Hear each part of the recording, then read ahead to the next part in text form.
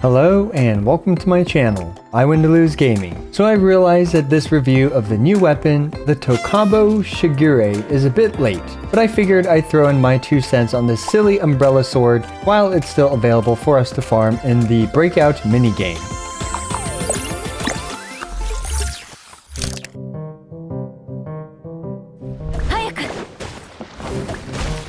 In this video, I'll be going over its stats and mechanics, a quick comparison to the Iron Sting, which characters I would suggest using this on, and finally, should you actually invest your resources into this weapon. But really quick, it's time to pay some bills. And today, I've got the perfect sponsor for anyone that owns a phone. Raid Shadow Legends.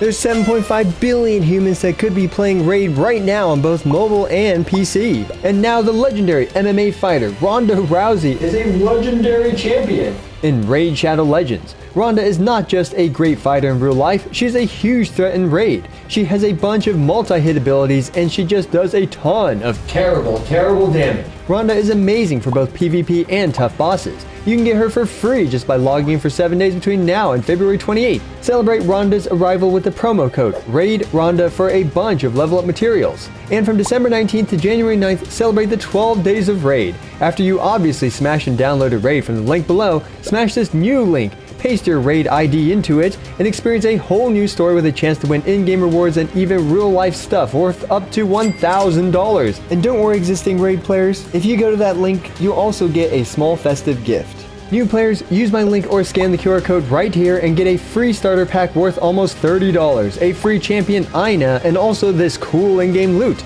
You'll find your rewards here in your inbox for the next 30 days only. Huge thanks to Raid for sponsoring today's video. Let's take a quick look at this thing's stats at level 90. It's literally identical to the Iron Sting, providing 510 base attack and 165 elemental mastery as its secondary stat. Its passive at Refinement 5 is as follows. If you hit an enemy with any attack from the character with the sword equipped, it will apply the Cursed Parasol status to the enemy. It also makes this silly noise.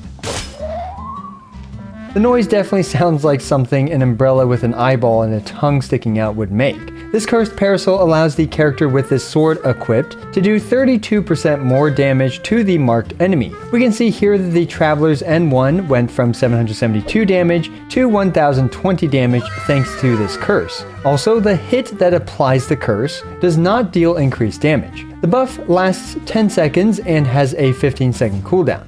If you kill an enemy that is cursed, the cooldown will be reset, thus allowing you to apply it to another enemy. It does not curse an enemy from off-field, and it does not buff transformative reaction damage, and it can only curse one enemy at a time. Alright, so now that we know how this weapon works, the next question is, how does it compare to the Iron Sting? In the clip on the left, I have the Toukabou Shigure, and the clip in the right, I have the Iron Sting and Refinement 1. Due to the way the Traveler's Kit works, it's only pragmatic to snapshot one stack of the Iron Sting onto the Traveler's Burst. We can see here that against this single target, the Toukabou Shigure is doing 6,165 damage versus the R1 Iron Sting with the one stack, which is doing 5,510 damage. This is nearly 12% more damage, but it's also worth noting that after a few ticks, the Toukabou Shigure's buff wore out, whereas the Iron Sting's did not, since the Iron Sting's buff is snapshotted. Let's also take a look at a crude theory-crafted chart for an Aggravate Keqing's charge attack, where I assume one aggravate happens. As expected, while the Toukabou's buff is up, it deals around 4% more damage than a Refinement 5 Iron Sting with 2 stacks against a single cursed target. This is a rather modest gain in damage in comparison to the Iron Sting. However, if its buff is down, that R5 Iron Sting is now doing 15% more damage than the Toukabou. All this is honestly moot though, as there are many great options for an Aggravate Keqing, like the Lion's Roar and pretty much every 5-star sword, and even things like the Harbinger of Dawn, among many others. This chart is mainly to demonstrate how it compares to the Iron Sting. So this leads us to the question of when should you use the Iron Sting versus the Toukabou Shigure? Against single targets, generally speaking, the Toukabou is a bit better, whereas for multiple targets, generally the Iron Sting is better, especially if you have refinements on the Iron Sting, but let's be real, most of us aren't going to put any refinements on the Iron Sting. Honestly, none of this really matters much if we take a look at what character should consider using it. Out of all these characters, I can only really recommend a few. Starting with the Dendro Traveler, while it's usable on her, I actually don't really recommend it on the Dendro Traveler, as generally speaking, Dendro Traveler has energy issues, so having an energy recharge weapon like the Favonius or Sacrificial Sword is much preferred in my opinion. As for the other travelers, Animo, Geo, and Electro, just forget it. The next character worth considering is Keqing, specifically Aggravate Keqing. This is a reasonable option on Aggravate Keqing, especially against single targets. Still, just like how the Iron Sting isn't an insanely good option for Aggravate Keqing, neither is this thing. Another character that slightly appreciates this weapon is Nilo. While the curse doesn't affect bloom damage, the EM increases bloom damage by a little bit.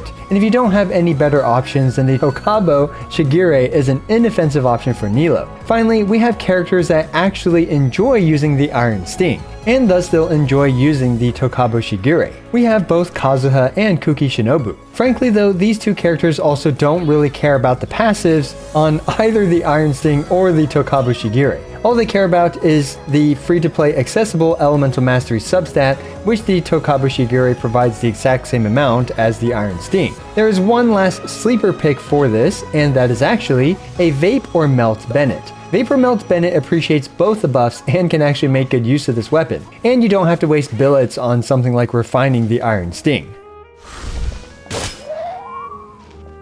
So that is the perfect segue to talk about, should you actually invest into this weapon? First of all, it's only about half an hour of the breakout minigame to refine this thing to Refinement 5. So if you have some spare time, at least farm this thing up to Refinement 5. You can always level it up later if you don't feel like doing it now.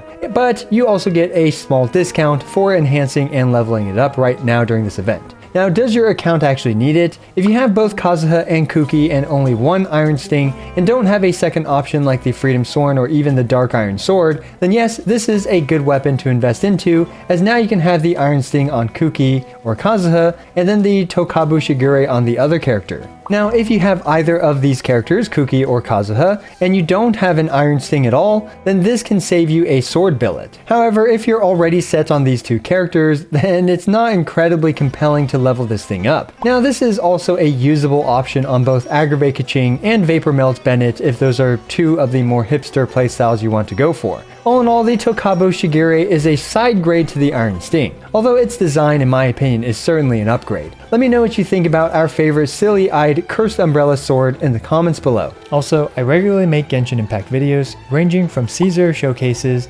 DPS showdowns, guide videos, and more. So be sure to smash the subscribe button, as it's the best and easiest way for you to support my work. Also, don't forget to like the video and leave a comment for the YouTube algorithm. As always, I appreciate every single one of you. This is I Win to Lose, signing out.